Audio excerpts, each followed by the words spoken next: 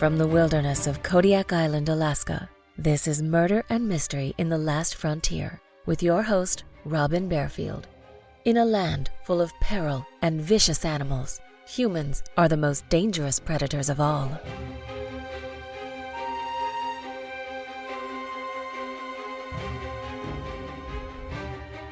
Harvey Carignan was a vicious serial rapist and killer.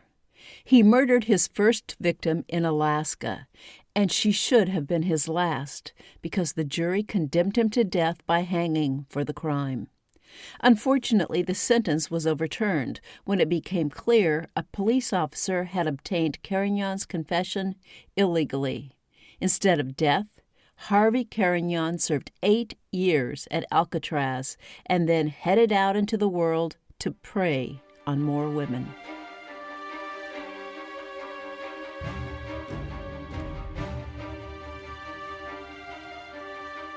Welcome to Murder and Mystery in the Last Frontier. I'm your host, Robin Barefield, and I'm broadcasting to you from the heart of the Kodiak National Wildlife Refuge on Kodiak Island in Alaska.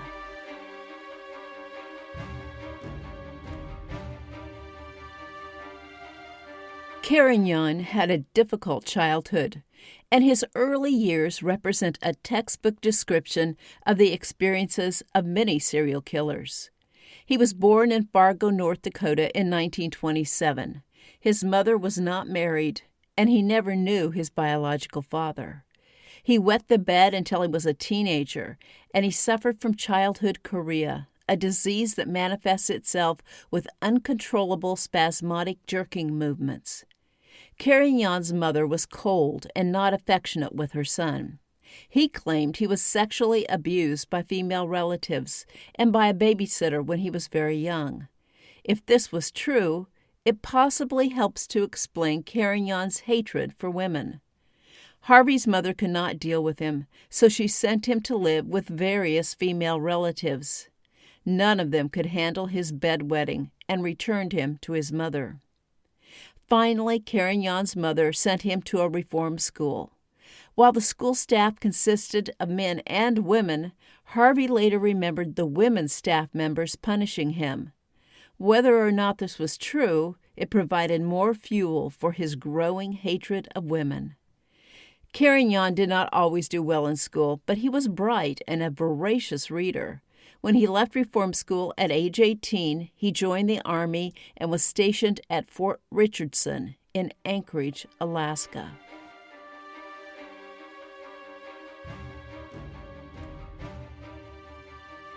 On Sunday, July 31, 1949, John Keith was walking home from his job in downtown Anchorage shortly after 9 p.m.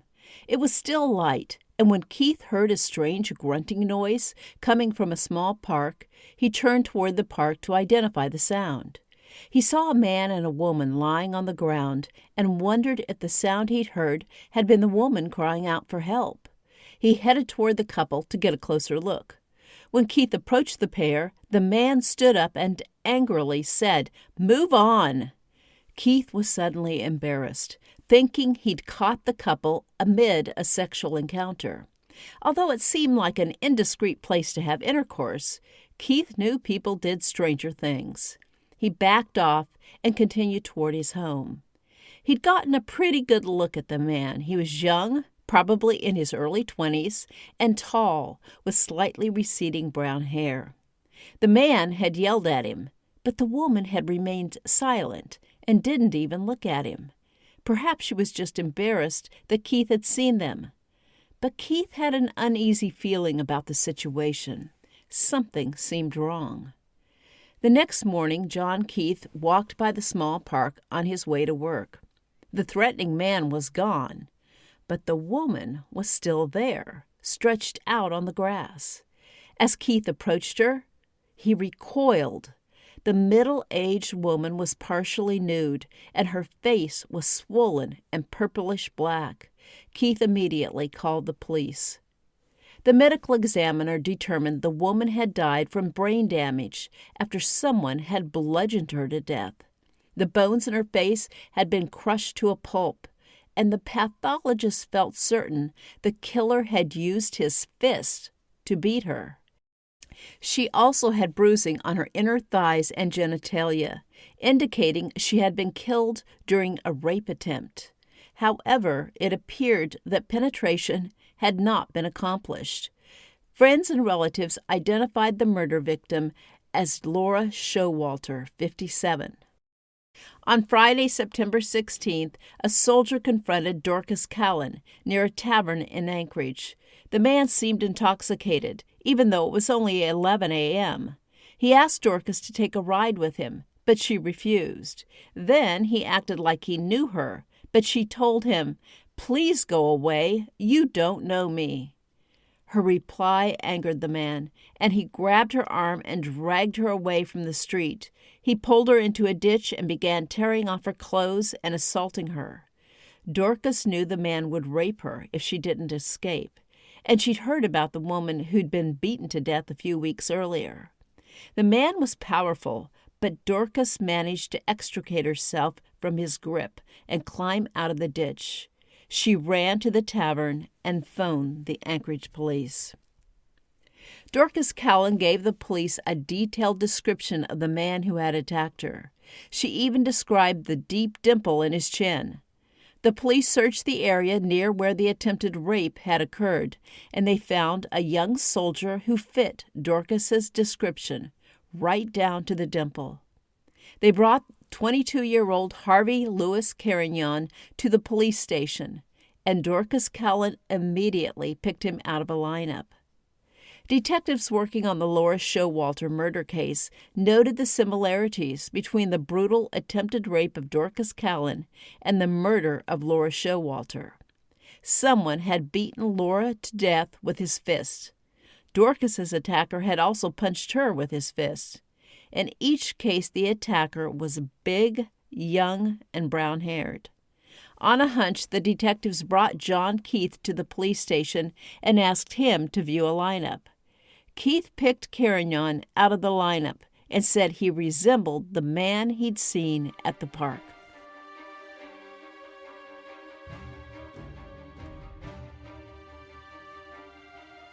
Carignan admitted to the attempted rape of Dorcas Callan, but he did not want to talk about Laura Showalter.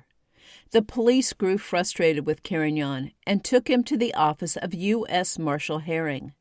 Herring had a reputation as a skilled interrogator, and the police believed he could get Carignan to talk about the murder of Laura Showalter. Herring finally obtained Carignan's confession, but his technique would soon be scrutinized. Carignan asked to see a Catholic priest, and then agreed to talk to Marshal Herring. Herring was a religious man, and on his office wall he had pictures of Jesus and some of the saints. When Herring noticed Carignan looking at the painting of Jesus, he told him to look into the eyes of Christ. Herring said, "You can only set yourself right in the eyes of your Maker, Harvey, by confessing the true facts." Carignan briefly thought about Herring's words and then began to confess. Carignan said he had been drinking all day on July 31st when he met Laura Showalter. He took her to the park and attempted to have intercourse with her. When she refused his advances, he said he'd beaten her with his fists until she didn't move. Carignan asked Marshal Herring about the death penalty, but Herring reassured him that while death by hanging was still legal in Alaska, no one had been hanged in the state for 27 years. Carignan's trial for the murder of Laura Showalter began in early 1950. Once the jury heard his written confession, they quickly convicted him of murder, and to his shock, they spared no mercy and sentenced him to die on the gallows.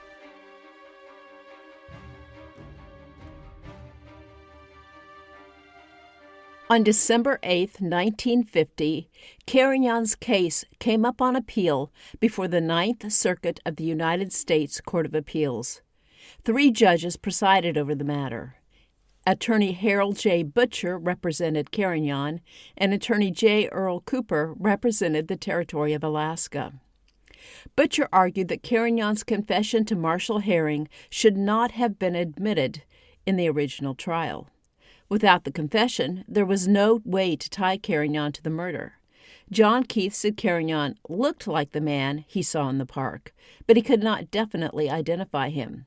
Butcher said Herring had overstepped his bounds by acting as Carignan's confessor. Also, Herring questioned Carignan before taking him before the magistrate on the murder charge. 2 of the 3 justices agreed with Butcher and ruled that the confession had been admitted in error, and they threw out the verdict for the murder of Laura Showalter. The Territory of Alaska appealed the verdict to the Supreme Court, but the High Court agreed with the Court of Appeals. The confession was thrown out, and the Territory of Alaska was forced to drop the murder charges against Carignan. Without the confession, they had little evidence against him. Carignan was convicted of the attempted rape and assault of Dorcas Callan and sentenced to 15 years in prison. He served most of his sentence at Alcatraz, and due to good behavior, he was paroled on April 2, 1960, after serving only 9 years. He was 32 years old. 4 months after he left Alcatraz, the police in Duluth, Minnesota, arrested him. The charges against him were burglary with intent to commit rape. The prosecutor dropped the rape charge, but the jury convicted him of the burglary, and as a parole violator, he was sentenced to 2,086 days in the federal prison at Leavenworth, Kansas.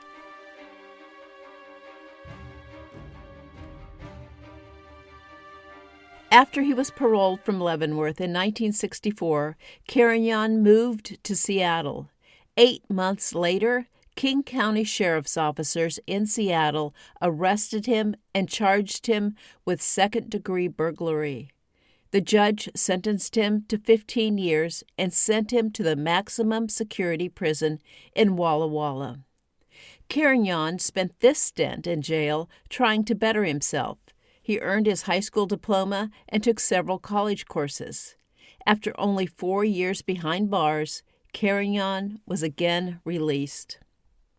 Carignan soon met and married Sheila Moran, but their marriage did not last long. His fits of anger terrified her, and she was afraid he would beat her to death. She managed to escape Harvey Carignan with her life. Harvey next began a relationship with a recently divorced woman named Alice Johnson, and after dating for a short while, he moved in with her. By this time, Harvey was leasing and operating a Save More gas station. Alice and Harvey married on April 14, 1972. At first, Alice could not believe her good luck at finding a man like Harvey Carignan, but soon he began displaying flashes of anger, and he once punched her in the face and split her lip. On October 15, 1972, the body of 19-year-old Leslie Laura Brock was found near Bellingham, Washington. She'd been killed by several blows to the head. She disappeared while hitchhiking, and a witness watched her climb into a truck resembling a truck owned by Harvey Carignan. Investigators did not have enough evidence in the case to charge anyone with her murder.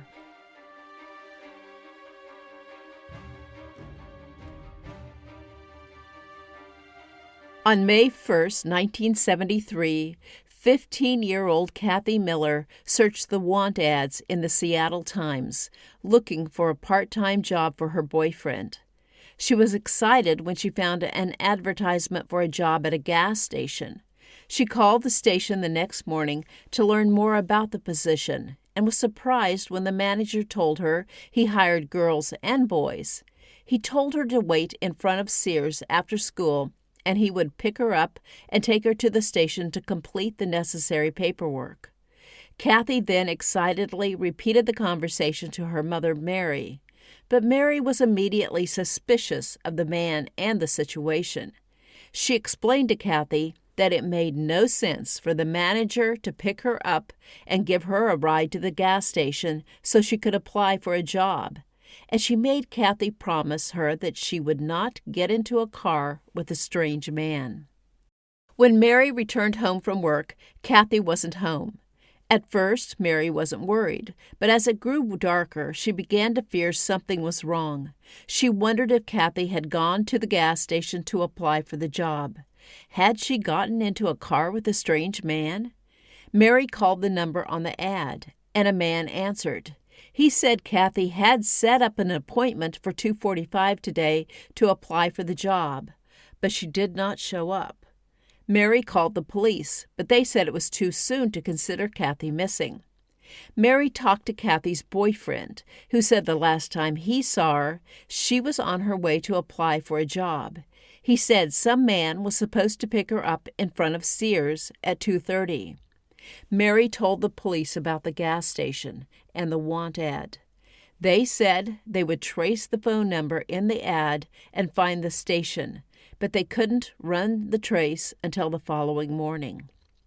The next day, Detective Marilyn McLaughlin called Mary to tell her the number in the want ad was assigned to a business owned by Harvey Carignan. When the police learned about Carignan's record in Alaska, they suspected he had kidnapped and probably murdered Kathy Miller, but they could find nothing to tie him directly to Kathy. She had planned to apply for a job at his gas station, but he claimed she'd failed to show up for her appointment. As the police ramped up their investigation into Carignan, they interviewed his wife Alice and pressured her with questions about her husband's behavior. Alice initially supported her husband, but finally she'd had enough and abandoned Harvey. She told the police detectives that she was terrified of her husband and was hiding from him.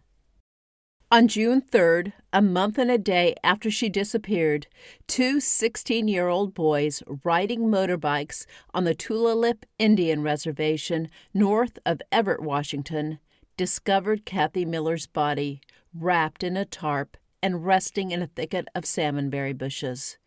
Kathy's killer had beaten her with an object that had left two nickel-sized holes in the right rear area of her skull. The left side of her skull had also been crushed. The medical examiner said a hammer could have made the wounds.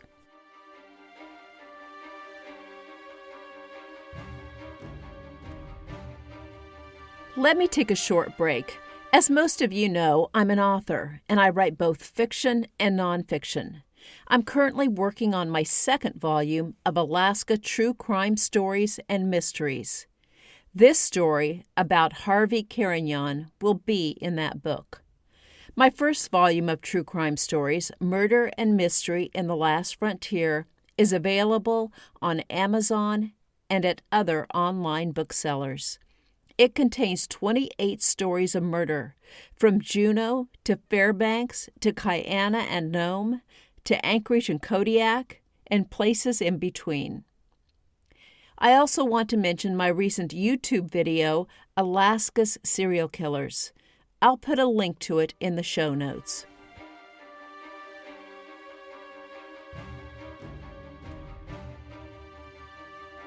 Not long after Seattle detectives recovered Kathy Miller's body, Harvey Carignan decided it was time to leave the city. When the detectives learned that Carignan had moved back to Minnesota, they prepared a dossier on him, including summaries of the murders of Laura Brock and Kathy Miller.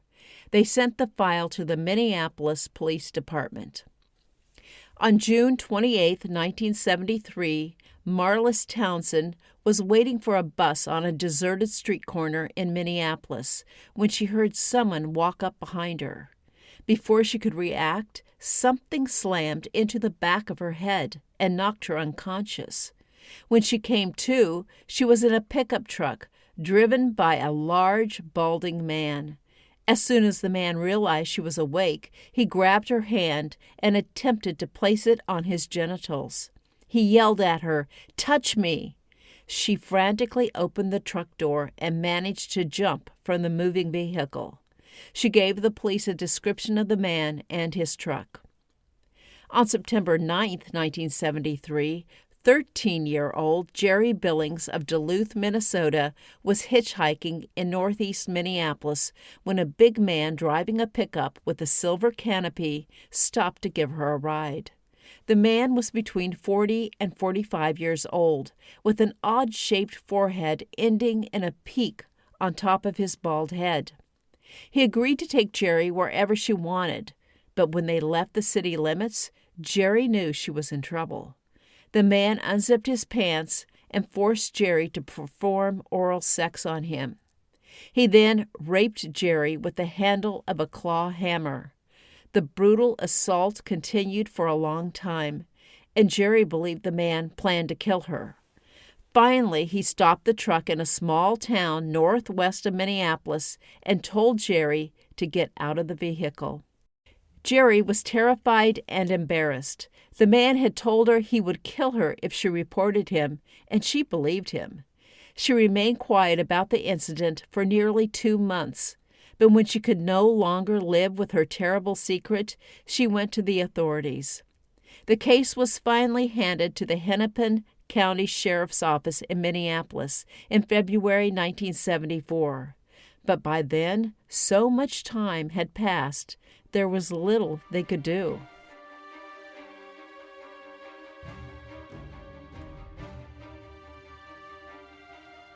Carignan met a devoutly religious young woman named Eileen Hunley, and she was attracted to him. They began dating and soon formed a serious relationship. Eileen took Harvey to Kansas to meet her parents in June 1974. But after they returned to Minneapolis, Eileen began to see a side of Harvey that she didn't like. His temper scared her, and she felt he drank too much alcohol. Eileen realized she needed to end her relationship with him. She told Harvey she didn't want to date him anymore, but hoped they could remain friends. Carignan could not handle Eileen's rejection. Friends last saw Eileen at her home on August 10, 1974, and then she disappeared. The Minneapolis police searched for Eileen throughout August and September, but found no sign of her. Eileen's friends did not believe she would suddenly decide to leave her church and job and move somewhere else. Those who knew Eileen believed something terrible had happened to her. On September 8, 1974, 16-year-old friends June Lynch and Lisa King were hitchhiking in Minneapolis when a green Chevrolet sedan stopped to pick them up. The driver was over 40 and balding. He said, "Girls, if you're not in a big hurry to get where you're going, you can make $25. He said that his son's truck had run out of gas outside of town, and he wanted to retrieve it and bring it home. He told the girls he would pay them $25 if they would drive the truck to his house. The girls agreed to what seemed to them like a simple task for $25. The man turned into a wooded area and told Lisa to stay in the car, while he led June into the woods to where he said the truck was. After he and June had taken several steps into the brush, he turned toward her and began beating her with a hammer. When Lisa heard June scream, she ran to a farmhouse to get help. A deputy sheriff responded immediately and rushed June to the hospital. The officer saw no sign of the green Chevrolet sedan or its violent driver. June suffered a traumatic brain injury, but fully recovered.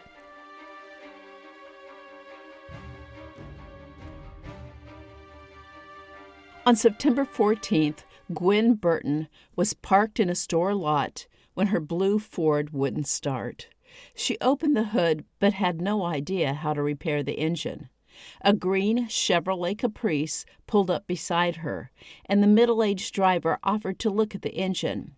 After a few minutes, he told Gwen, "I can fix it, but not without my tools. We'll run over to my place to get them."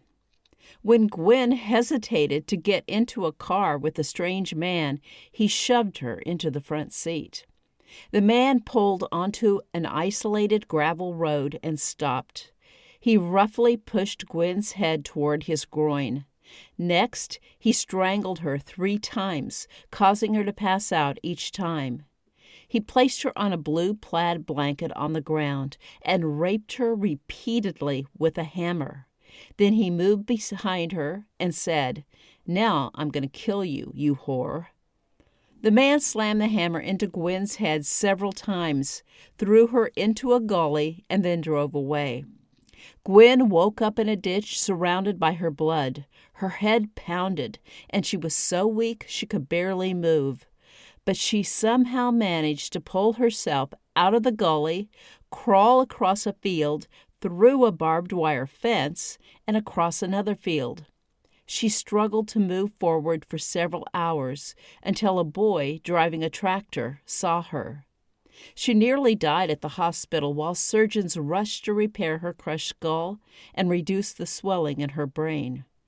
Gwen Burton survived her terrible ordeal, but she suffered brain damage and would never be the same again.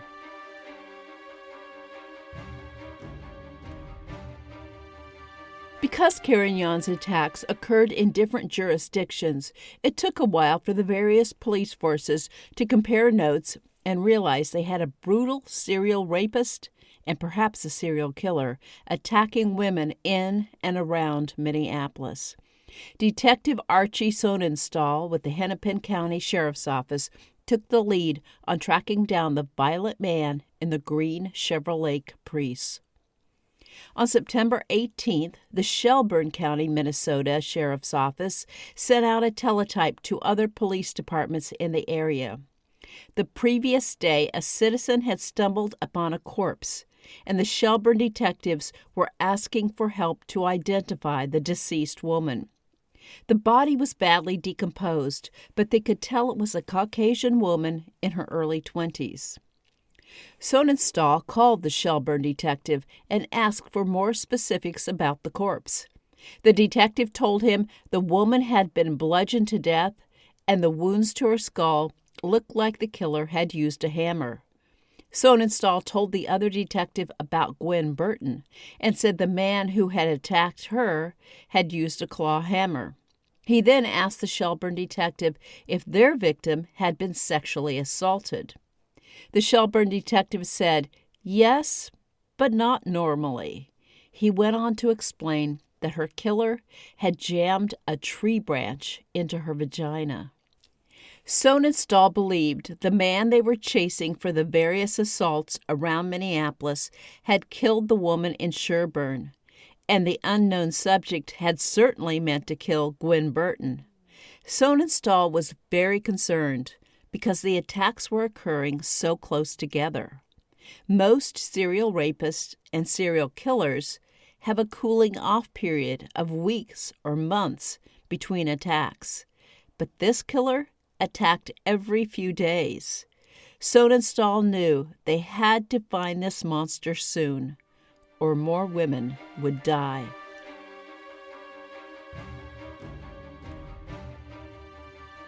On Wednesday, September 18th, the man in the green Caprice stopped to pick up Sally Versoy, who was hitchhiking to her school at the Work Opportunity Center. The man offered her $25 to help him retrieve a car north of Minneapolis. She said she would go with him, but first had to stop at the school to meet her girlfriend, Diane Flynn. The girls got into the car with the man, and he drove them to a deserted area. After a few moments, he said, "If you had a choice, would you rather be raped or killed?" Both girls said they'd rather be killed. After a few minutes, the man grunted and began to drive again. Diane asked when they were going to get to the car. She said, "If it's much farther, it won't be worth the money." The man backhanded Diane, splitting her lip and chipping 2 of her teeth. A few minutes later, the man looked at his gauges and swore. He was almost out of gas. When he stopped at a gas station, Sally and Diane got out of the car and ran into the station. When they returned to Minneapolis, they reported the incident to the police. They described the man, and Sonnenstahl knew their man had struck again.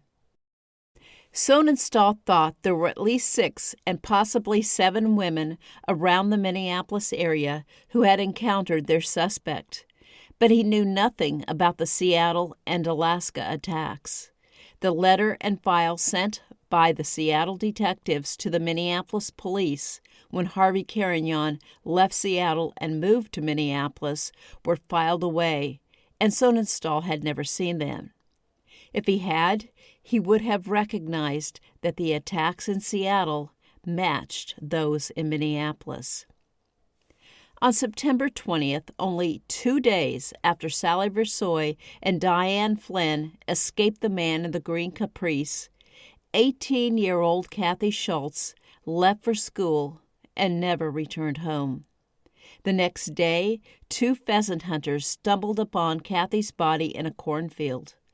Crushing blows had destroyed her head. Her blonde hair dyed red from her blood.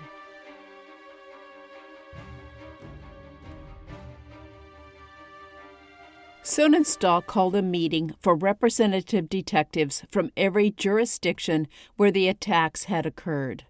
The detectives presented their cases and agreed they were all looking for the same man. He had driven a blue pickup truck with a silver camper in 1973 and now drove a pale green Chevrolet Caprice with a black interior. The victims' descriptions of the man closely matched. He was over 6 feet tall. He was solid and powerful, with a dome-shaped forehead.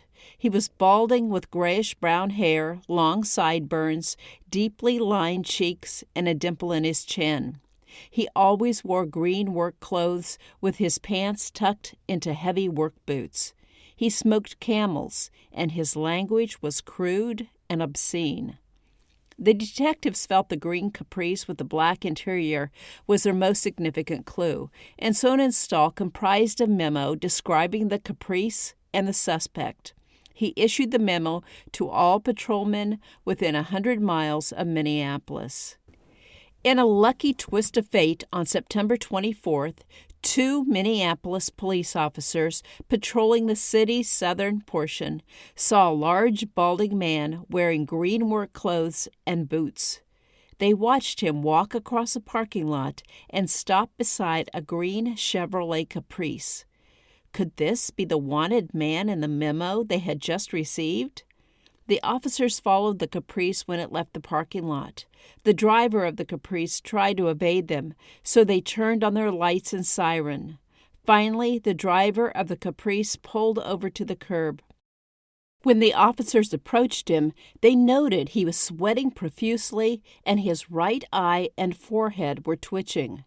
The man identified himself as Harvey Louis Carignan. The officers placed him under arrest and told him they were taking him in for questioning on murder charges.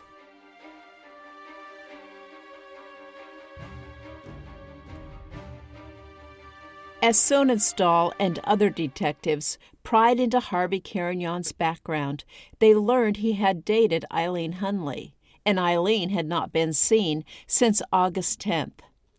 In Eileen's apartment, they found a bill addressed from a dentist in Kansas, so they contacted the dentist for Eileen's dental x-rays and compared them to the unknown victim whose remains had been found in Sherburne County. They had an exact match and now knew what had happened to Eileen Hunley. Carignan's living Minnesota victims all picked him out of a lineup. And when detectives studied Harvey's rap sheet, they learned he had lived in Seattle for a period. Sonnenstahl contacted the Seattle detectives and compared notes. Detectives Homan and Bauman in Seattle were sick to learn that Harvey had attacked and killed more women in Minneapolis. If they had found enough evidence to arrest him in Seattle, they could have stopped his reign of terror. When searching through Harvey's belongings, the police discovered several maps on which Harvey had drawn 181 red circles. While some of the circles seemed to indicate places where Harvey had applied for jobs or purchased vehicles, others seemed to link him to unsolved murders or assaults on women. One circle marked the spot where Laura Brock had disappeared near Cooperville, Washington. Another circle near Medora, North Dakota, coincided with the murder of a girl in April 1973. Another circle pinpointed the area where Marlis Townsend had been waiting for a bus in Minneapolis when someone assaulted her from behind with a hammer. When tried for his various crimes, Carignan pleaded not guilty by reason of insanity, claiming God had told him to kill and assault the women. Juries did not buy his insanity act, and he was found guilty in every trial. Carignan died in Oak Park Heights Prison in Minnesota in March 2023. He was 95 years old.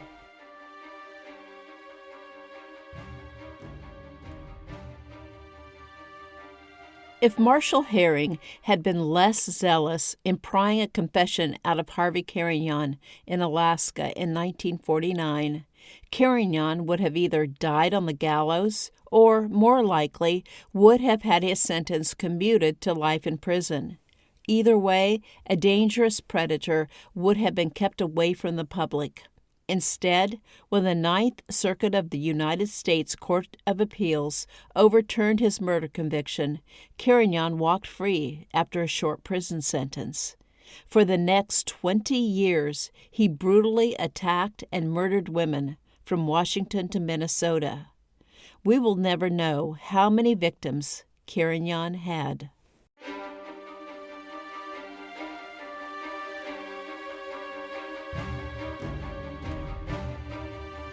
Thank you for listening, and I hope you enjoyed this episode. Thank you to my patrons for your support. Check out the show notes for more information on how you can support this podcast and unlock extra episodes by joining the Last Frontier Club. If you haven't already done it, be sure to join the Murder and Mystery in the Last Frontier Facebook group and chat about the podcast. I'll see you soon for the next episode of Murder and Mystery in the Last Frontier.